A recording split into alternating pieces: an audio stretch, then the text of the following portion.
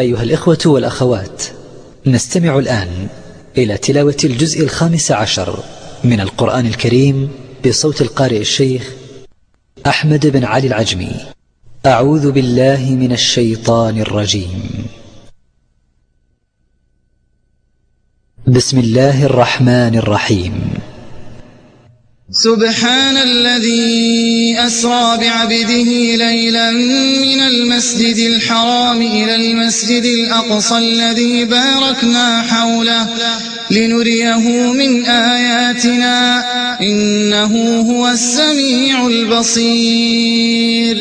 وآتينا موسى الكتاب وجعلناه هدى لبني إسرائيل ألا تتخذوا من دوني وكيلا ذرية من حملنا مع نوح إنه كان عبدا شكورا. وقضينا إلى بني إسرائيل في الكتاب لتفسدن في الأرض مرتين ولتعلن علوا كبيرا. فإذا جاء وعد أولاهما بعثنا عليكم عبادا لنا أولي بأس شديد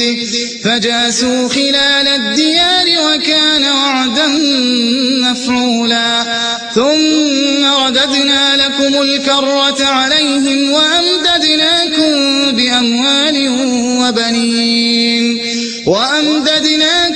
بأموال وبنين وجعلناكم أكثر نفيرا. إن أحسنتم أحسنتم لأنفسكم وإن أسأتم فلها. فإذا جاء وعد الآخرة ليسوءوا وجوهكم وليدخلوا المسجد كما دخلوه أول مرة وليتبروا ما علوا تتبيرا. عسى ربكم أن يرحمكم وإن عدتم عدنا وجعلنا جهنم للكافرين حصيرا. إن هذا القرآن يهدي للتي هي أقوم ويبشر المؤمنين الذين يعملون الصالحات أن لهم أجرا كبيرا وأن الذين لا يؤمنون بالآخرة اعتدنا لهم عذابا أليما. ويدعو الإنسان بالشر دعاءه بالخير وكان الإنسان عجولا. وجعلنا الليل والنهار آيتين فمحونا آية الليل وجعلنا آية النهار مبصرة لتبتغوا فضلا من ربكم ولتعلموا عدد السنين والحساب وكل شيء فصلناه تفصيلا. وكل إنسان ألزمناه طائره في عنقه ونخرج له يوم القيامة كتابا يلقاه منشورا.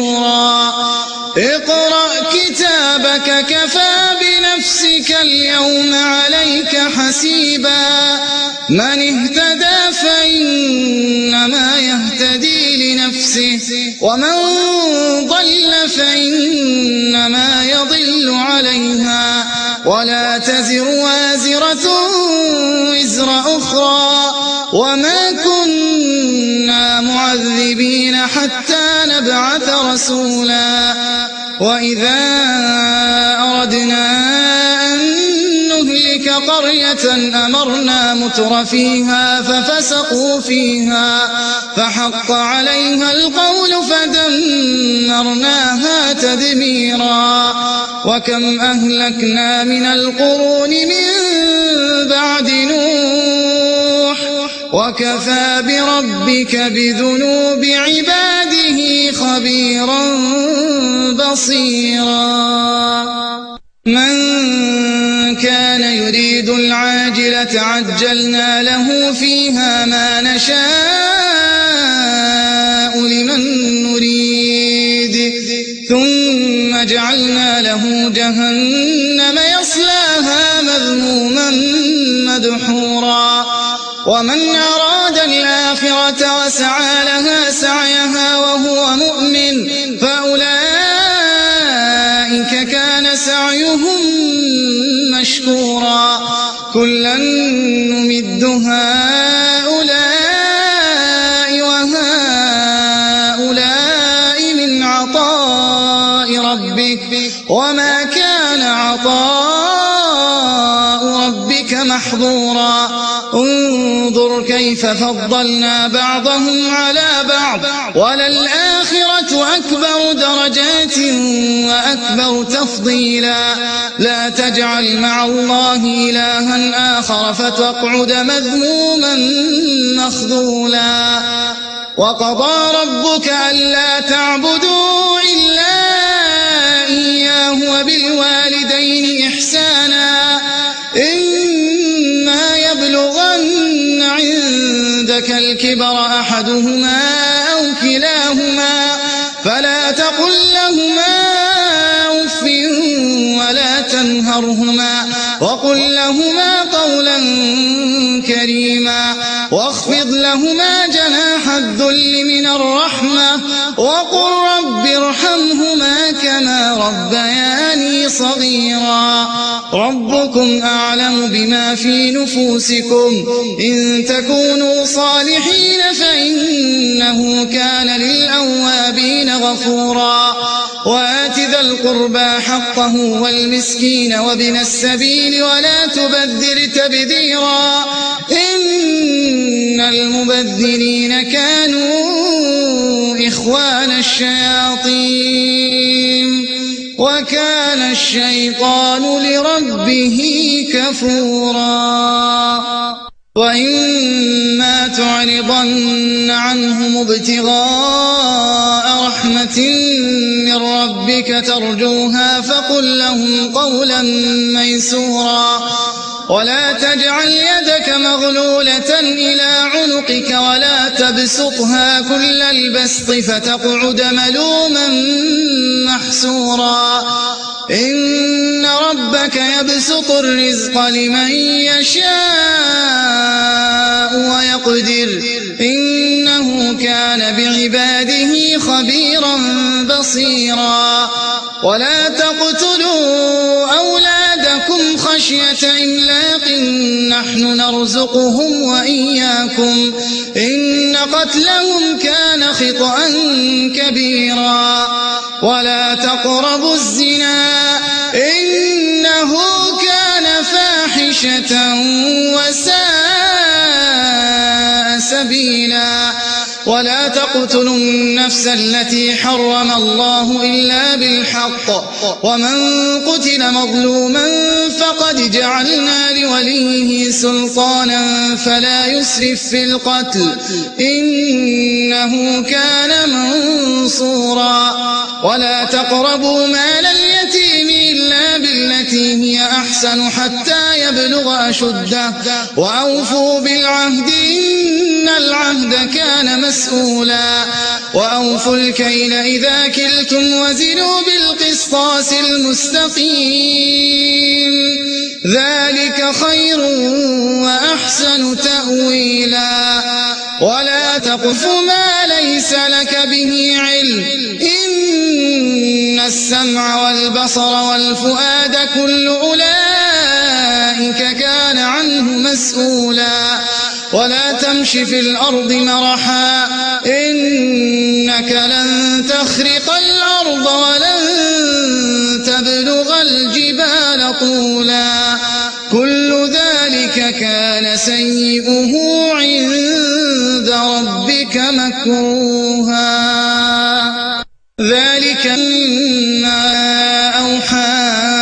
إليك ربك من الحكمة ولا تجعل مع الله إلها آخر فتلقى ألقى في جهنم ملوما مدحورا أفأصفاكم ربكم بالبنين واتخذ من الملائكة إناثا إنكم لتقولون قولا عظيما ولقد صرفنا في هذا القرآن ليذكروا وما يزيدهم إلا نفورا قل لو كان معه آلهة كما يقولون إذا لابتغوا إلى ذي العرش سبيلا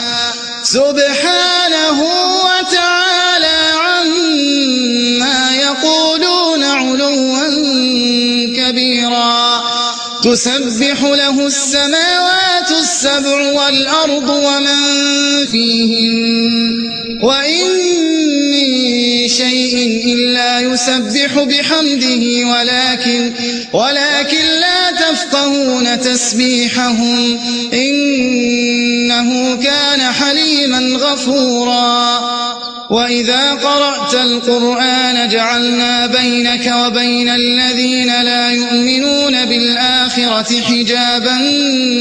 مستورا وجعلنا على قلوبهم أكنة أن يفقهوه وفي آذانهم وقرا وإذا ذكرت ربك في القرآن وحده ولوا على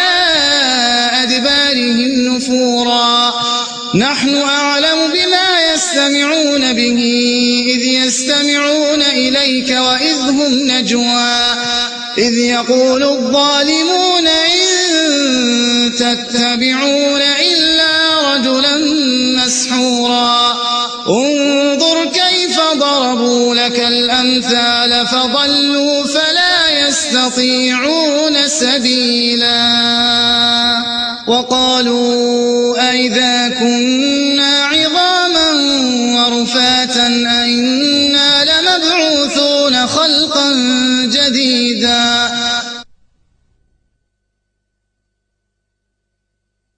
قل كونوا حجارة أو حديدا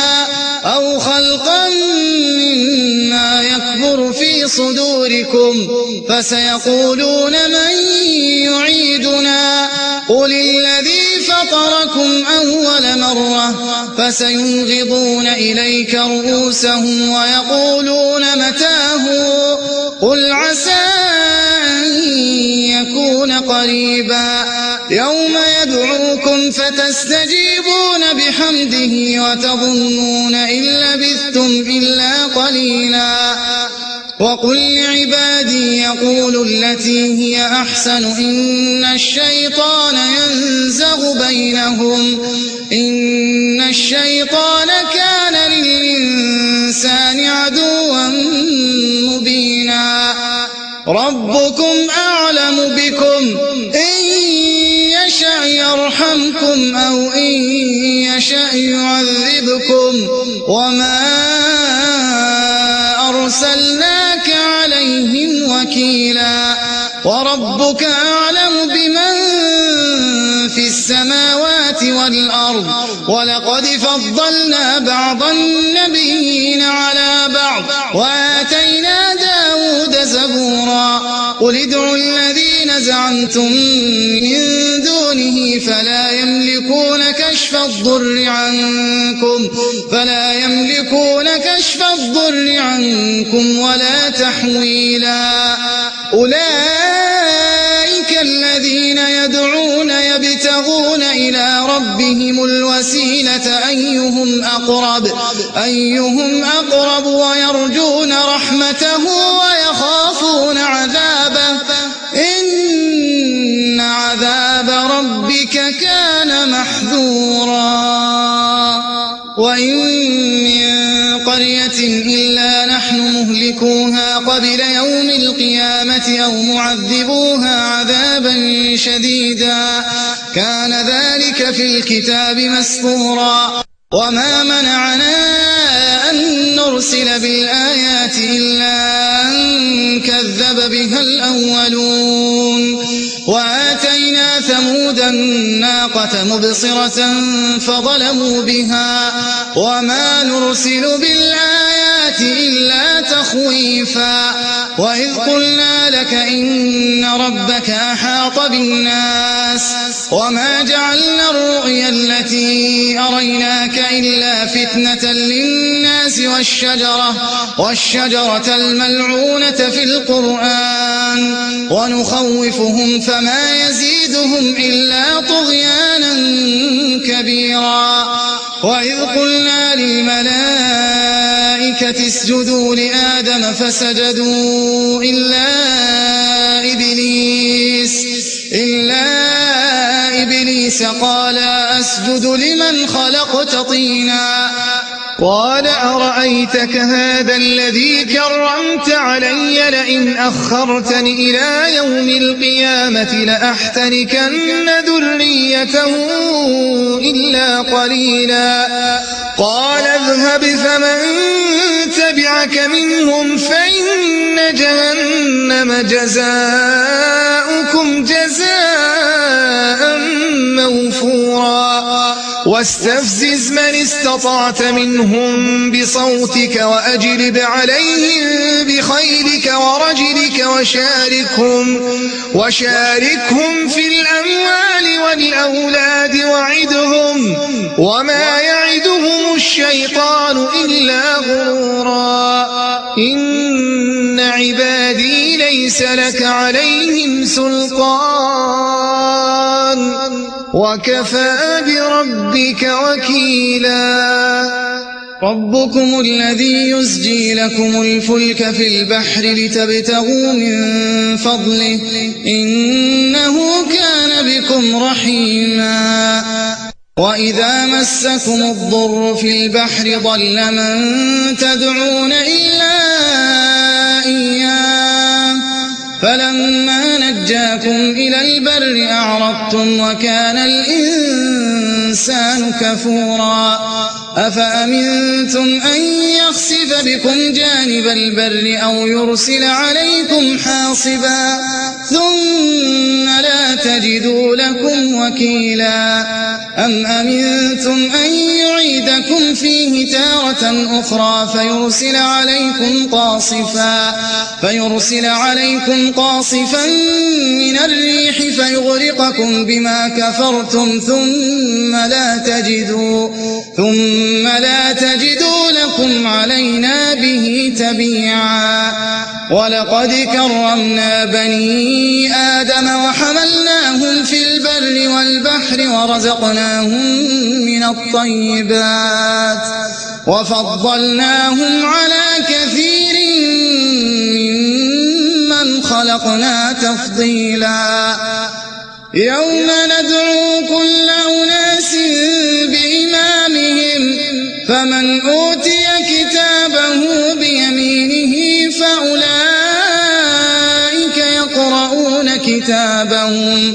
فأولئك يقرؤون كتابهم ولا يظلمون فتيلا ومن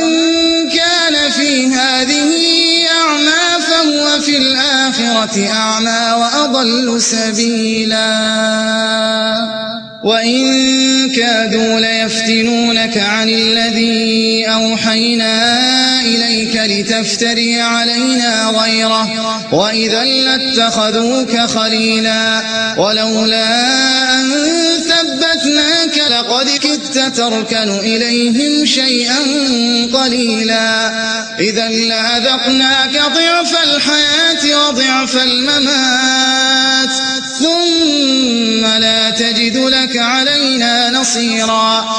وإن كادوا ليستفزونك من الأرض ليخرجوك منها وإذا لا يلبثون خلافك إلا قليلا سنة من قد أرسلنا قبلك من رسلنا ولا تجد لسنتنا تحويلا أقم الصلاة لدلوك الشمس إلى غسق الليل وقرآن الفجر إن قرآن الفجر كان مشهودا ومن الليل فتهجد به نافلة لك عسى أن يبعثك ربك مقاما محمودا وقل رب أدخلني مدخل صدق وأخرجني مخرج صدق واجعل لي من لدنك سلطانا نصيرا وقل جاء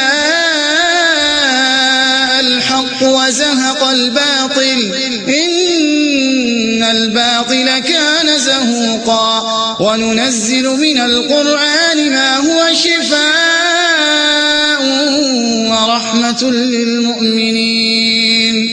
ورحمة للمؤمنين ولا يزيد الظالمين إلا خسارا وإذا أنعمنا على الإنسان أعرض ونأى بجانبه وإذا مسه الشر كان يئوسا قل كل يعمل على شاكلته فربكم أعلم بمن هو أهدى سبيلا ويسألونك عن الروح قل الروح من أمر ربي وما أوتيتم من العلم إلا قليلا ولئن شئنا لنذهبن بالذي أوحينا إليك ثم لا تجد لك به علينا وكيلا إلا رحمة من ربك إن فضله كان عليك كبيرا قل لئن اجتمعت الإنس والجن على أن يأتوا بمثل هذا القرآن لا يأتون بمثله ولو كان بعضهم لبعض ظهيرا ولقد صرفنا للناس في هذا القرآن من كل مثل فأبى أكثر الناس إلا كفورا وقالوا لن نؤمن لك حتى تفجر لنا من الأرض ينبوعا أو تكون لك جنة من نخيل وعنب فتفجر الأنهار خلالها تفجيرا أو تسقط السماء كما زعمت علينا كسفا أو تأتي بالله والملائكة قبيلا أو يكون لك بيت من زخرف أو ترقى في السماء ولن نؤمن لرقيك حتى تنزل علينا كتابا نقرأه قل سبحان ربي هل كنت إلا بشرا رسولا وما منع الناس أن يؤمنوا إذ جاءهم الهدى إلا أن قالوا أبعث الله بشرا رسولا قل لو كان في الأرض ملائكة يمشون مطمئنين لنزلنا عليهم من السماء ملكا رسولا قل كفى بالله شهيدا بيني وبينكم إنه كان بعباده خبيرا بصيرا ومن يهد الله فهو المهتد ومن يضلل فلن تجد لهم أولياء من دونه ونحشرهم يوم القيامة على وجوههم عميا وبكما وصما مأواهم جهنم كلما خبت زدناهم سعيرا ذلك جزاؤهم بأنهم كفروا بآياتنا وقالوا أئذا كنا عظاما ورفاتا أئنا لمبعوثون خلقا جديدا أولم يروا أن الله الذي خلق السماوات والأرض قادر على أن يخلق مثلهم وجعل لهم أجلا لا ريب فيه فأبى الظالمون إلا كفورا قل لو أنتم تملكون خزائن رحمة ربي إذا لأمسكتم خشية الإنفاق وكان الإنسان قتورا ولقد آتينا موسى 9 آيات بينات فاسأل بني إسرائيل إذ جاءهم فقال له فرعون إني لأظنك يا موسى مسحورا قال لقد علمت ما أنزل هؤلاء إلا رب السماوات والأرض بصائر وإني لأظنك يا فرعون مثبورا فأراد أن يستفزهم من الأرض فأغرقناه ومن معه جميعا وقلنا من بعده لبني إسرائيل اسكنوا الأرض فإذا جاء وعد الآخرة جئنا بكم لفيفا وبالحق أنزلناه وبالحق نزل وما أرسلناك إلا مبشرا ونذيرا وقرآنا فرقناه لتقرأه على الناس على مكث ونزلناه تنزيلا قل آمنوا به أو لا تؤمنوا إن الذين أوتوا العلم من قبله إذا يتلى عليهم يخرون للأذقان سجدا ويقولون سبحان ربنا إن كان وعد ربنا لمفعولا ويخرون للأذقان يبكون ويزيدهم خشوعا قل ادعوا الله أو ادعوا الرحمن أيما تدعوا فله الأسماء الحسنى ولا تجهر بصلاتك ولا تخافت بها وابتغ بين ذلك سبيلا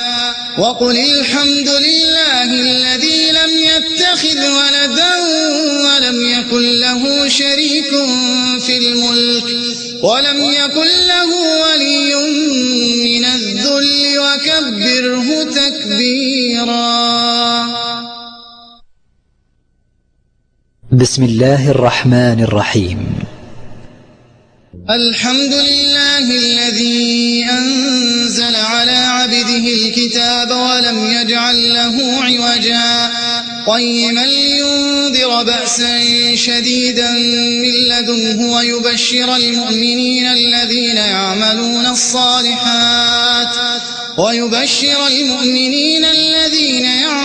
الصالحات أن لهم أجرا حسنا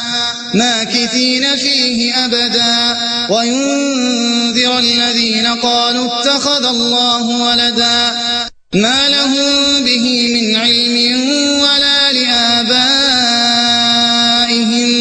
كبرت كلمة تخرج من أفواههم إن يقولون إلا كذبا فلعلك باخع نفسك على آثارهم إن لم يؤمنوا بهذا الحديث أسفا إنا جعلنا ما على الأرض زينة لها لنبلوهم أيهم أحسن عملا وإنا لجاعلون ما عليها صعيدا جرزا. أم حسبت أن أصحاب الكهف والرقيم كانوا من آياتنا عجبا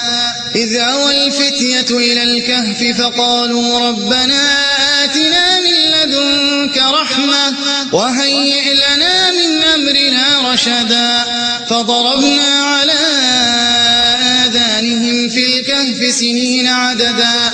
ثم بعثناهم لنعلم أي الحزبين أحصى لما لبثوا أمدا نحن نقص عليك نبأهم بالحق إنهم فتية آمنوا بربهم وزدناهم هدى وربطنا على قلوبهم إذ قاموا فقالوا ربنا رب السماوات والأرض لن ندعو من دونه إلها لقد قلنا إذا شططا هؤلاء قوم اتخذوا من دونه آلهة لولا يأتون عليهم بسلطان بين فمن أظلم ممن افترى على الله كذبا وإذ اعتزلتموهم وما يعبدون إلا الله فأووا إلى الكهف ينشر لكم ربكم من رحمته ويهيئ لكم من أمركم مرفقا وترى الشمس إذا طلعت تزاور عن كهفهم ذات اليمين وإذا غربت تقرضهم ذات الشمال وهم في فجوة منه ذلك من آيات الله من يهد الله فهو المهتد ومن يضلل فلن تجد له وليا مرشدا وتحسبهم أيقاظا وهم رقود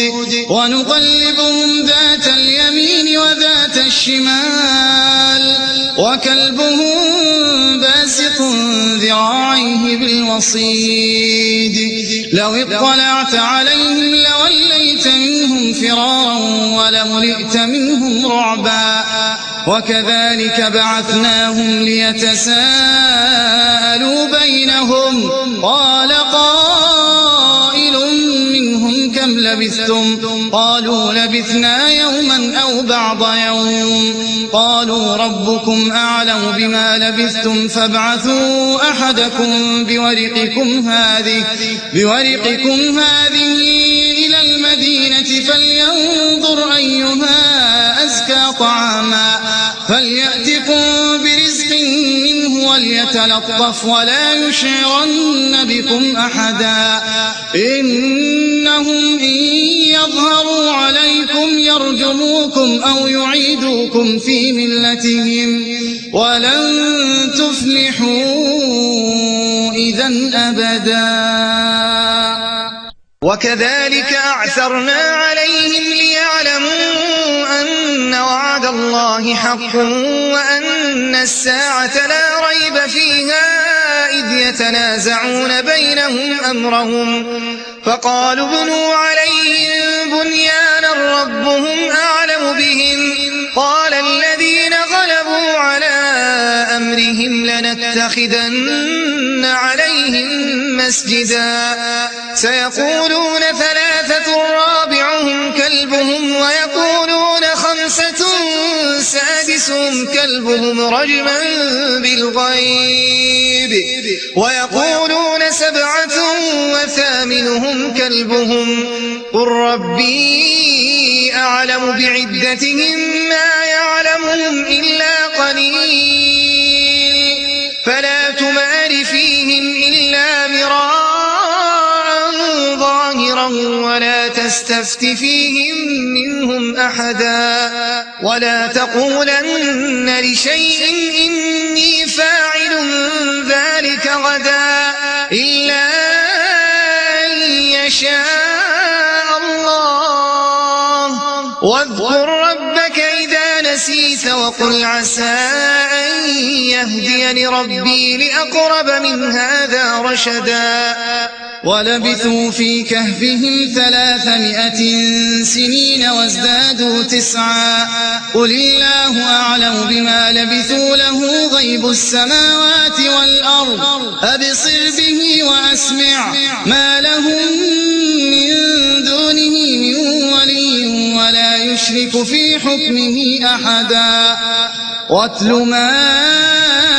أوحي إليك من كتاب ربك لا مبدل لكلماته ولن تجد من دونه ملتحدا واصبر نفسك مع الذين يدعون ربهم بالغداة والعشي يريدون وجهه ولا تعد عيناك عنهم تريد زينة الحياة الدنيا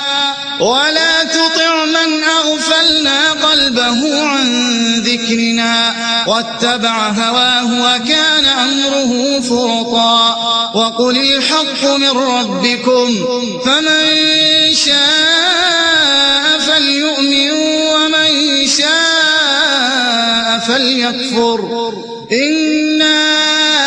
أعتدنا للظالمين نارا أحاط بهم سرادقها وإن يستغيثوا يغاثوا بماء كالمهل يشوي الوجوه بئس الشراب وساءت مرتفقا إن الذين آمنوا وعملوا الصالحات إنا لا نضيع أجر من أحسن عملا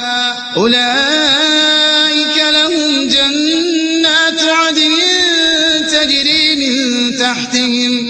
تجري من تحتهم الأنهار يحلون فيها من أساور من ذهب ويلبسون ثيابا خضرا من سندس واستبرق متكئين فيها على الأرائك نعم الثواب وحسنت مرتفقا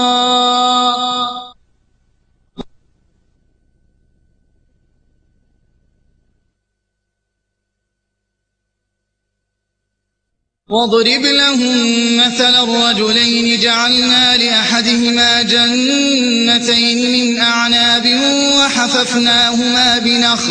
وحففناهما بنخل وجعلنا بينهما زرعا كلتا الجنتين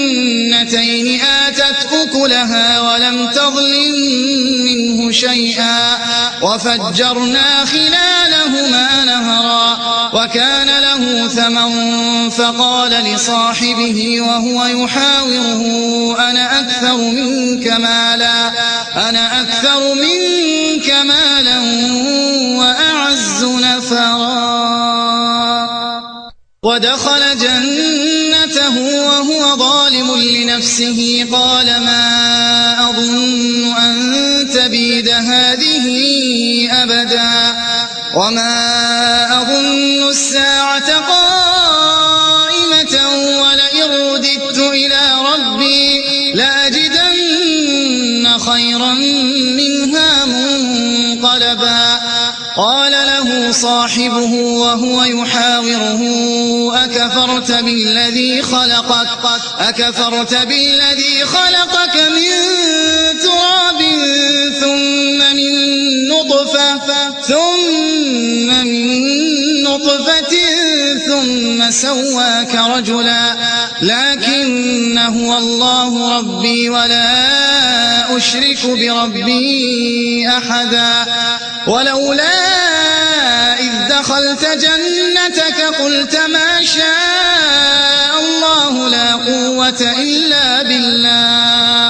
إن ترني أنا أقل منك مالا وولدا فعسى ربي أن يؤتيني خيرا من جنتك ويرسل عليها حسبانا من السماء فتصبح صعيدا زلقا أو يصبح ماؤها غورا فلن تستطيع له طلبا وأحيط بثمره فأصبح يقلب كفيه على ما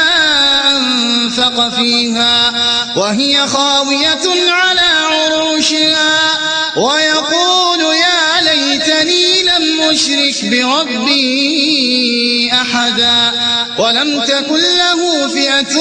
ينصرونه من دون الله وما كان منتصرا هنالك الولاية لله الحق هو خير ثوابا وخير عقبا واضرب لهم مثل الحياة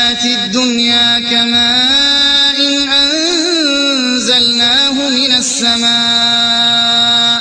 كماء أنزلناه من السماء فاختلط به نبات الأرض فأصبح هشيما تذروه الرياح وكان الله على كل شيء مقتدرا. المال والبنون زينة الحياة الدنيا والباقيات الصالحات خير عند ربك ثوابا وخير أملا. ويوم نسير الجبال وترى الأرض بارزة وحشرناهم فلم نغادر منهم أحدا وعرضوا على ربك صفا لقد جئتمونا كما خلقناكم أول مرة بل زعمتم أن لن نجعل لكم موعدا. ووضع الكتاب فترى المجرمين مشفقين مما فيه ويقولون يا ويلتنا ما لهذا الكتاب لا يغادر صغيرة ولا كبيرة إلا أحصاها ووجدوا ما عملوا حاضرا ولا يظلم ربك أحدا. وإذ قلنا للملائكة اسجدوا لآدم فسجدوا إلا إبليس كان من الجن ففسق عن أمر ربه أفتتخذونه وذريته أولياء من دوني وهم لكم عدو بئس للظالمين بدلا. ما أشهدتهم خلق السماوات والأرض ولا خلق أنفسهم وما كنت متخذ المضلين عضدا. ويوم يقول نادوا شركائي الذين زعمتم فدعوهم فلم يستجيبوا لهم وجعلنا بينهم موبقا. ورأى المجرمون النار فظنوا أنهم مواقعوها ولم يجدوا عنها مصرفا. ولقد صرفنا في هذا القرآن للناس من كل مثل وكان الإنسان أكثر شيء جدلا. وما منع الناس أن يؤمنوا إذ جاءهم الهدى ويستغفروا ربهم إلا أن تأتيهم سنة الأولين أو يأتيهم العذاب قبلا. وما نرسل المرسلين إلا مبشرين ومنذرين ويجادل الذين كفروا بالباطل ليدحضوا به الحق واتخذوا آياتي وما أنذروا هزوا. ومن أظلم ممن ذكر بآيات ربه فأعرض عنها ونسي ما قدمت يداه إنا جعلنا على قلوبهم أكنة أن يفقهوه وفي آذانهم وقرا وإن تدعهم إلى الهدى فلن يهتدوا إذن أبدا. وربك الغفور ذو الرحمة لو يؤاخذهم بما كسبوا لعجل لهم العذاب بل لهم موعد لن يجدوا من دونه موئلا. وتلك القرى أهلكناهم لما ظلموا وجعلنا لمهلكهم موعدا. وإذ قال موسى لفتاه لا أبرح حتى أبلغ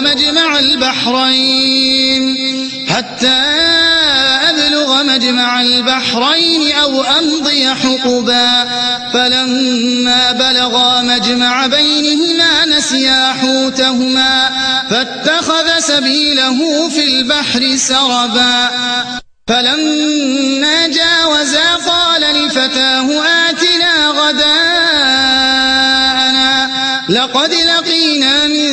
سفرنا هذا نصبا قال أرأيت إذ أوينا إلى الصخرة فإني نسيت الحوت وما أنسانيه إلا الشيطان أن أذكره واتخذ سبيله في البحر عجبا قال ذلك ما كنا نبغي فارتدا على آثارهما قصصا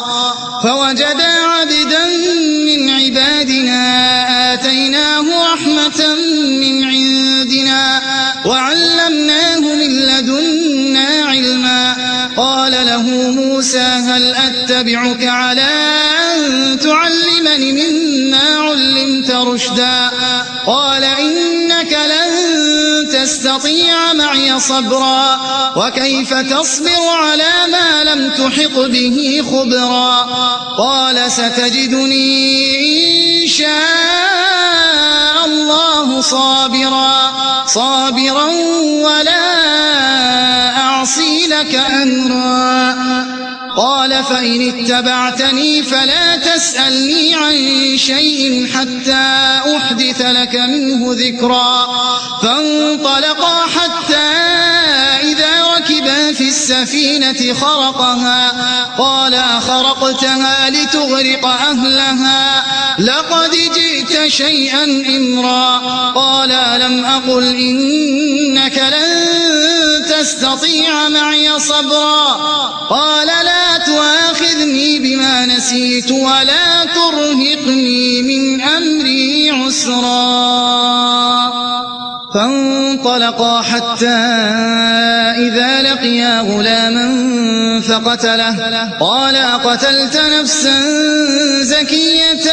بغير نفس لقد جئت شيئا نكرا. أيها الإخوة والأخوات، وهكذا انتهت تلاوة الجزء المخصص لهذا اليوم ضمن المصحف الكامل للقارئ الشيخ أحمد بن علي العجمي.